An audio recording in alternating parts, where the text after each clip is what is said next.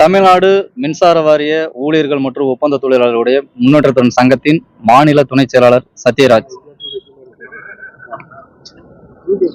தமிழ்நாடு மின்சார வாரியத்துல கடந்த 30 வருட காலமா ஒப்பந்த ஊழியரா வேலை செஞ்சுட்டு வரோம்.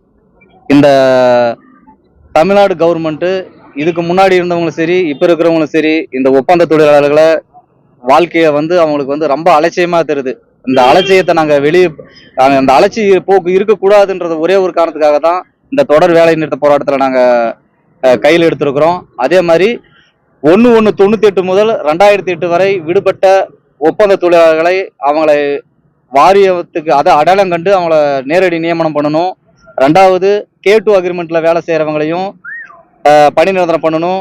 3வது நீதிமன்ற வழக்குல வெற்றி பெற்றவங்களும் நிலுவில் இருக்கிறவங்களையும் இந்த ஆய்வு பண்ணி அவங்கள பணி நிரந்தரம் பண்ணுன்றதா எங்களுடைய பிரதான கோரிக்கையா இருக்குது. அடுத்தது என்ன, இந்த வேலை நிறுத்த போராட்டத்தின் விளைவு தமிழ்நாடு முதல்வர் கவனத்திற்கு போய் இது தெரிஞ்சிச்சுன்னா அவங்க எங்களுக்கு நல்ல முடிவை சொல்ற வரைக்கும் எங்களுடைய போராட்டம் தொடரும்.